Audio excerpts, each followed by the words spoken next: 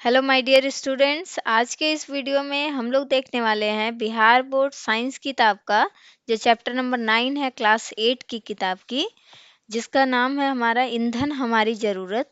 उसका हम लोग इस वीडियो में अभ्यास प्रश्न का पूरा उत्तर देखेंगे। चलिए तो शुरू कर लेते हैं। शुरू करने से पहले जितने लोग भी हमारे चैनल पर नए जुड़े हैं, कृपया हमारे चैनल को सब्सक्राइब कर लें और बेल आइकन दबाना ना भूलें। चलिए तो शुरू कर लेते हैं। पहला क्वेश्चन है, रिक्त स्थान की पूर्ति कीजिए। तो पहला इसमें पूछ रहा है डैश तथा डैश जीवाश्म ईंधन है, तो क्या हो जाएगा आंसर? कोयला तथा पेट्रोलियम जीवाश्म ईंधन है। फिर दूसरे में पूछ रहा है खाली स्थान है, डैश तथा डैश समाप्त नहीं होने वाले ईंधन के स्रोत हैं। तो क्या समाप्त नहीं होने वाले ईंधन के स्रोत हो जाएंगे? तो प्रकाश तथा वायु आप लिख सकते हैं इसमें। ये समाप्त होने वाले ईंधन के स्रोत नहीं है। तीसरा देख लीजिए, कोलतार डैश का उत्पाद है।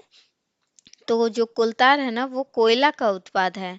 ठीक है। चौथा नंबर देख लेते हैं, पेट्रोलियम के विभिन्न संघटकों को पृथक करने का प्रक्रम कहलाता है। तो ये जो पेट्रोलियम के जो संघटक है ना, उसको अलग अलग करने का जो प्रक्रिया है, उसको बेसिकली हम लोग बोलते हैं प्रभाजी आसवन विधि। ठीक है, तो ये हो जाएगा प्रभाजी आसवन विधि। 5 नंबर देख लीजिए, वाहनों के लिए सबसे कम प्रदूषक ईंधन है। तो वाहनों के लिए सबसे कम प्रदूषण फैलाने वाला जो ईंधन हो जाएगा, वो हो जाएगा आपके प्राकृतिक गैस। चलिए तो दूसरा क्वेश्चन देख लेते हैं। दूसरा क्वेश्चन में आपसे सही और गलत पूछा गया है कि कौन सा जो कथन है ना, वो सही है और कौन से कथन गलत हैं। तो पहला कथन है, जीवाश्म ईंधन प्रयोगशाला में बनाए जा सकते हैं। तो ये कथन असत्य हो जाएगा। ये जो जीवाश्म ईंधन है ना, वो प्राकृतिक प्रक्रियाओं द्वारा बहुत लंबे समय समय लगता है इसको बनने में, और ये प्राकृतिक रूप से बनता है, ना कि प्रयोगशाला में बनाए जाते हैं। तो ये कथन असत्य हो जाएंगे। दूसरा, कोक कार्बन का शुद्ध रूप है। तो सही कथन है ये। जो कोक है ना, वो कार्बन का ही एक शुद्ध रूप है। तीसरा, पेट्रोल की अपेक्षा सीएनजी अधिक प्रदूषक ईंधन है। तो ये असत्य हो जाएंगे। ऐसा नहीं है, जो सीएनजी है ना, वो कम प्रदूषण फैलाता है। ठीक है, तो इसका आंसर, ये कथन जो है ना, असत्य हो जाएगा। चौथा देख लीजिए, बरौनी में तेल का कुआं है। तो ये कथन असत्य हो जाएंगे। बरौनी में जो है ना, तेल शोधक कारखाना स्थित है। चलिए आगे देख लेते हैं। 5 नंबर, कोलतार विभिन्न पदार्थों का मिश्रण है। तो ये कथन सत्य हो जाएंगे। जो कोलतार है, वो विभिन्न पदार्थों के मिश्रण से बना होता है। तीसरा क्वेश्चन देख लीजिए, कोयले किस प्रकार जो है ना बनता है, ये पूछा गया है। यानी कोयला बनने का जो प्रक्रिया है ना, आपको पता है कि ये जीवाश्मीय प्रक्रियाओं द्वारा बनता है, और जिसको बनने में, कोयला को बनने में जो है ना, कई लाखों साल लगे हैं। ठीक है, तो इसमें पहला हम लोग प्रोसेस स्टेप बाय स्टेप देख लेते हैं कि कैसे जो है ना ये कोयले का निर्माण हुआ। तो पहला जो है ना, सबसे पहला जो होता है, वो है वनस्पतियों का जमा होना। सबसे पहले विशाल वनस्पति जैसे पेड़ पौधे जो है ना, जलमग्न दलदली क्षेत्रों में मर जाते हैं और जल में सड़ने की बजाय दलदली मिट्टी में दब जाते हैं। ठीक है, तो ये जितने भी आप वनस्पति देख रहे हैं, बड़े बड़े पेड़ पौधे, ये क्या है? ये दलदली क्षेत्रों के नीचे चले जाते हैं और ये दब जाते हैं, और यहाँ पर ऑक्सीजन की कमी होती है, जिससे यहाँ के जो पत्तियां हैं, लकड़ी है, वो बेसिकली सड़ नहीं पाते। ठीक है, दूसरे में क्या होता है कि पीट का निर्माण यहीं से शुरू होना स्टार्ट हो जाता है। तो कैसे होता है? तो समय के साथ ही जो इन जमा वनस्पतियों पर अधिक मिट्टी और रेत की परतें जो है ना, धीरे धीरे चढ़ने लगती हैं, और दबाव और तापमान के कारण जो है, ये वनस्पति जो दब गए हैं, वो पीट में इसका निर्माण शुरू हो जाता है। तो पीट में जो है ना, उच्च मात्रा में कार्बन होता है, जो कोयले के निर्माण की नींव रखता है। तीसरे में संगठन और दबाव। जैसे जैसे पीट, ये जो पीट बना ना, उस पे जैसे जैसे और अधिक मात्रा में मिट्टी और रेत जो है ना जमा होते जाएंगे, तो क्या है, दबाव बढ़ता जाएगा। दबाव और गर्मी के कारण जो ये पीट है, पीट का कार्बन जो है ना, अन्य रूप में जो है वो बदल जाएगा, रूपांतरित होने लगता है। फिर देख लीजिए, तब जाकर कहीं कोयले का निर्माण होता है। यह प्रक्रिया लाखों सालों में होती है, जब पीट, लकड़ी और अन्य वनस्पतियां सामग्री की संरचना धीरे धीरे बदलकर कोयले में रूपांतरित होती है। कोयला में उच्च कार्बन सामग्री होती है और इसमें जो है ना कई प्रकार के तत्व पाए जाते हैं, जैसे सल्फर हो गया, नाइट्रोजन हो गया, ठीक है। तो आपने देखा कि पहले वनस्पति जो है ना दलदली क्षेत्रों में दब जाते हैं, उसके ऊपर रेत और बालू जो है ना जमा होने लगता है, जिससे पीट का निर्माण होता है, और यही पीट जो है ना धीरे धीरे फिर बाद में कोयले का रूप ले लेते हैं। चलिए, तो ऐसा आप लिख सकते हैं। आगे देख लेते हैं फोर्थ नंबर क्वेश्चन। जीवाश्म ईंधन समाप्त होने वाले प्राकृतिक संसाधन क्यों हैं? तो ये जो जीवाश्म ईंधन है ना, ये इनको बोला जाता है कि बहुत ही आराम से इसको इस्तेमाल करें, बहुत इसका संसाधन का दुरुपयोग नहीं करें, क्योंकि ये समाप्त होने वाले ईंधन है। तो ऐसा क्यों बोला जाता है? ये पहली बात तो ये जो जीवाश्म ईंधन है, इनका बनने का जो प्रोसेस है ना, प्रक्रिया है, वो काफ़ी लंबा है, जो कि हम अपने अपने जीवन काल में तो इसे देख नहीं सकते। इसको बनने में कई लाखों वर्ष लग जाते हैं।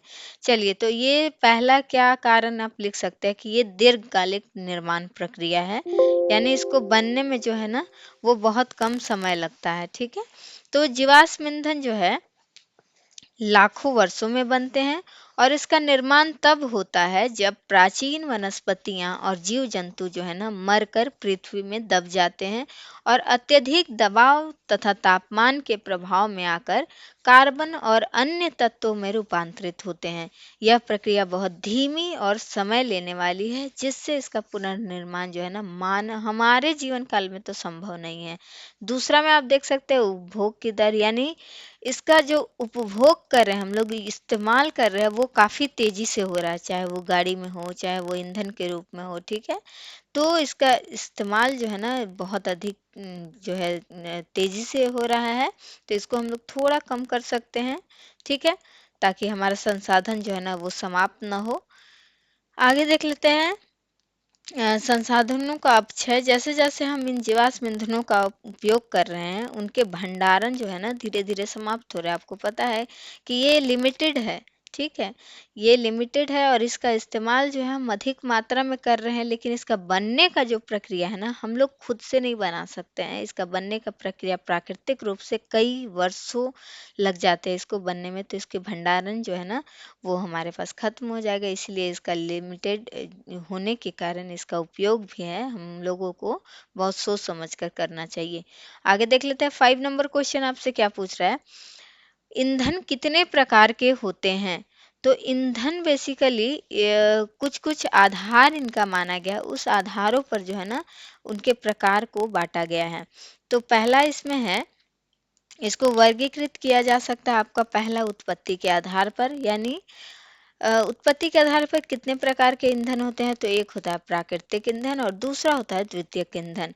प्राकृतिक ईंधन में वैसे ईंधन आते हैं जो हम लोग डायरेक्ट ना प्रकृति से ले लेते हैं, डायरेक्ट नेचुरली हम लोगों को मिल जाता है, जैसे लकड़ी हो गया, कोयला हो गया, और भी तेल हो गया, कच्चा तेल, ठीक है। तो ये प्राकृतिक ईंधन में आ गया। द्वितीयक ईंधन की अगर हम लोग बात करें, तो ये प्राकृतिक ईंधन का हम लोग उपयोग करके ना इसको हम लोग प्रसंस्करण कर देते हैं, और जो है ना इसका रूप को बदल देते हैं। तो ये प्राकृतिक ईंधन प्रसंस्करण से बनते हैं, मॉडिफाई होते हैं, जैसे चारकोल हो गया, कोक, पेट्रोल, डीजल, ठीक है। आगे देख लेते हैं, अगर भौतिक अवस्था की बात करें तो ये ईंधन 3 प्रकार के होते हैं। पहला होता है ठोस ईंधन, दूसरा द्रव्य ईंधन, और तीसरा गैसीय ईंधन। तो ठोस ईंधन में आपका आ जाएगा कोयला, लकड़ी, चारकोल।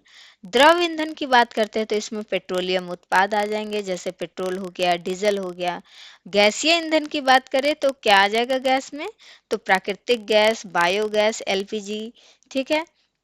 तो ये गैस आपका जो है ना गैसीय ईंधन में आएंगे। तीसरा देख लेते हैं, अगर स्रोत के आधार की बात करें तो स्रोत के आधार पर दो प्रकार के होते हैं ईंधन। पहला जैविक ईंधन, दूसरा अजैविक ईंधन। तो जैविक ईंधन जो होता है ना, ये जीवित या मृत जीवों से प्राप्त होते हैं, जैसे लकड़ी हो गया या गोबर हो गया, ठीक है। दूसरा अजैविक ईंधन जो रहता है वो गैर जैविक स्रोतों से प्राप्त होते हैं। उदाहरण के लिए आप क्या लिख सकते हैं? तो कोयला, पेट्रोलियम, ठीक है। तो इतने आधार पर हम लोग जो ईंधन है उसको हम लोग विभाजित करते हैं, बांटते हैं। चलिए आगे देख लेते हैं 6 नंबर क्वेश्चन। पेट्रोलियम निर्माण की प्रक्रिया को समझाइए। हमने कोयला निर्माण का प्रक्रिया देख लिया। अब हम लोग देखते हैं कि जो पेट्रोलियम का निर्माण होता है वो बेसिकली कैसे होता है। चलिए, तो पेट्रोलियम निर्माण में पहला देख लीजिए सामग्री का संकलन, यानी क्या-क्या मेन चीज़ ज़रूरी है इसको बनने के लिए। तो देख लीजिए समुद्री जीवों और पौधों के अवशेष जो है ना समुद्र के तल में जमा हो जाए। समुद्र के जो नीचे की भाग है उसको बोला जाता है तल, उसमें क्या है जमा होते हैं। फिर जो है ना पीट का निर्माण होता है, दूसरे में आप लिख सकते हैं पीट का निर्माण। यही जो जमा हुए जो मृत जैविक पदार्थ है ना दब कर पीट में बदल जाते हैं। और मेन जो फैक्टर होता है, मेन जो कारण होता है वो दबाव और तापमान। समय के साथ दबाव और तापमान के प्रभाव में पीट और जैविक पदार्थों का रासायनिक परिवर्तन होता है। ये जो पीट बनकर तैयार हुआ ना ये क्या है केमिकल रूप से चेंज हो जाता है, ठीक है, रासायनिक परिवर्तन हो जाते हैं इसमें और फाइनली जाकर कहीं पेट्रोलियम का निर्माण होता है। इन प्रक्रियाओं से हल्के हाइड्रोकार्बन यौगिक के रूप में कच्चा तेल और गैस बनाती हैं।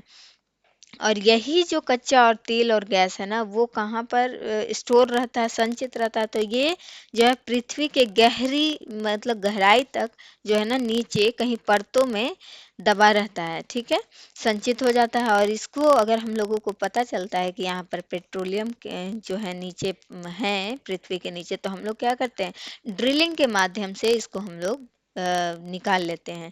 चलिए, तो इसका भी बनने का जो प्रक्रिया है ना काफ़ी वर्ष लग जाते हैं इसको बनने में। और ये जो है नवीकरणीय संसाधन नहीं है, ठीक है, जिसको वापस से हम लोग तुरंत प्राप्त कर सकते हैं।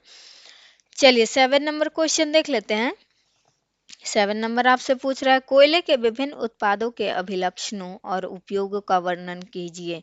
यानी कोयला से क्या क्या उत्पाद हैं उनका नाम लिखना है और उसके क्या लक्षण है अभिलक्षण है वो बताना है आपको। और वो जो उत्पाद बना उसका उपयोग बेसिकली हम लोग कहाँ पर करते हैं इसकी बात की गई है क्वेश्चन में। तो देख लीजिए कोयला के विभिन्न उत्पादों में पहला आप लिख सकते हैं कोक। इसके अभिलक्षण क्या होते हैं तो ये शुद्ध कार्बन से बना होता है, इसमें शुद्ध कार्बन होता है और ये काले रंग का होता है। इसका उपयोग कहाँ करते हैं तो लोहा उत्पादन और जो केमिकल उद्योग होते हैं ना रासायनिक उद्योग उसमें हम लोग इसका उपयोग करते हैं। दूसरा में कोलतार आप लिख सकते हैं, इसके अभिलक्षण क्या होंगे तो ये काले रंग का होता है और गाढ़ा तरल जो इसका रूप होता है। इसका उपयोग कहाँ करते हैं तो पेंट करने में या पेट्रोलियम रसायन में या सड़क निर्माण में जो इसका मुख्य रूप से उपयोग किया जाता है कोलतार का। आगे देख लीजिए पेट्रोलियम कोक। तो इसके अभिलक्षण क्या हो जाएंगे तो ये कठोर और काला होता है। इसका उपयोग जो है ना सीमेंट और स्टील उद्योगों में किया जाता है। आगे चौथा नंबर में आप लिख सकते हैं कोयला गैस। इसके अभिलक्षण में लिख सकते हैं कि ये हाइड्रोजन मीथेन और कार्बन मोनोऑक्साइड का मिश्रण होता है, यानी इन तीनों से मिलकर बना होता है। और इसका उपयोग जो है वो ऊर्जा उत्पादन या घरेलू उपयोगों में कर सकते हैं। आगे देख लेते हैं 8वां नंबर क्वेश्चन 8 नंबर। एलपीजी और सीएनजी का ईंधन के रूप में उपयोग करने से क्या लाभ है। तो आपको पता है कि एलपीजी और सीएनजी सबसे मेन चीज़ है कि ये प्रदूषण कम फैलाते हैं। तो लाभ तो यही हो गया कि ये प्रकृति को नुकसान नहीं कर रहे हैं, ठीक है। चलिए, तो एलपीजी के पहले लाभ देख लेते हैं कि ये कम प्रदूषण होगा इससे, ऊर्जा क्षमता भी इसमें ज़्यादा होगी, ये सुरक्षित भी है और व्यापक उपयोग भी है इसका। तो आपको थोड़ा-थोड़ा पॉइंट मैं दे दी हूँ, ऐसे लिख सकते हैं कि एलपीजी जलने पर जो है ना कम प्रदूषण उत्पन्न करता है जिससे वायु की गुणवत्ता जो है वो बेहतर रहती है। और उच्च ऊर्जा क्षमता में यानी उच्च कैलोरी जो मूल्य प्रदान करता है जिससे अधिक ऊर्जा प्राप्त होती है। एलपीजी के जलने से कोई राख या अवशेष जो है ना नहीं बचता है जिससे साफ सफाई में भी आसानी होती है हम लोगों को। और बाकी इसका जो उपयोग है हम लोग रसोई गैस या फिर औद्योगिक औद्योगिक उद्देश्यों में या फिर वाहनों में भी इसका उपयोग हम लोग कर लेते हैं। सीएनजी की बात करते हैं तो सीएनजी के क्या लाभ हैं तो ये भी जो है ना कम प्रदूषण फैलाते हैं, किसकी तुलना में तो डीजल की तुलना में, ठीक है।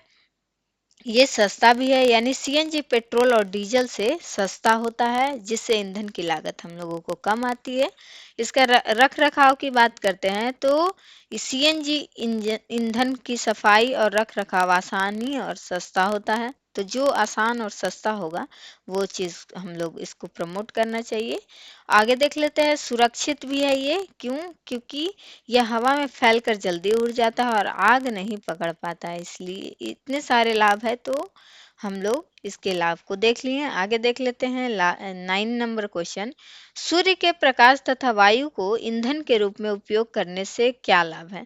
तो आपको पता है कि सूर्य का प्रकाश और वायु जो है हम लोग को तो पहली बार फ्री में मिल जा रहा है, ठीक है, और ये कभी ना समाप्त होने वाले ईंधन है, तो क्यों ना हम लोग इसका ज्यादा इस्तेमाल करें। चलिए, तो क्या आप लिख सकते हैं कि जैसे देख लीजिए सूर्य के प्रकाश के क्या लाभ है। तो पहला चीज तो ये जो है ना, खत्म होने वाला स्रोत तो है नहीं, यानी ये नवीकरणीय स्रोत है। यानी सूर्य का प्रकाश एक नवीकरणीय ऊर्जा स्रोत है जो कभी समाप्त नहीं होगा। प्रदूषण रहित है, इससे प्रदूषण तो होता नहीं है, ठीक है, तो इसका उपयोग पर्यावरण में कोई प्रदूषण को फैलाएगा नहीं। लागत की बात करते हैं तो ये हम लोग को फ्री में मिल जा रहा है, तो हम लोग को एक्स्ट्रा जो है ना ज़्यादा पैसे खर्च करने की ज़रूरत नहीं पड़ती है। एक सौर पैनल स्थापित कर देंगे और बाकी इसके सूर्य के रोशनी से ही हमारा काम हो जाता है। तो ये सारे लाभ हो जाएंगे। बाकी देख लेते हैं वायु के लाभ।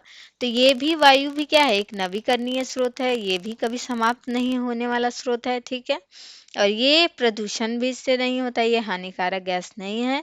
और बाकी अगर पवन चक्की स्थापित करते हैं तो इसके हवा के कारण ही ये पवन चक्की हमारा काम करने लगता है। इसके संचालन की लागत भी हमारे जो है ना कम पड़ती है। चलिए आगे क्वेश्चन नंबर 10 देख लेते हैं।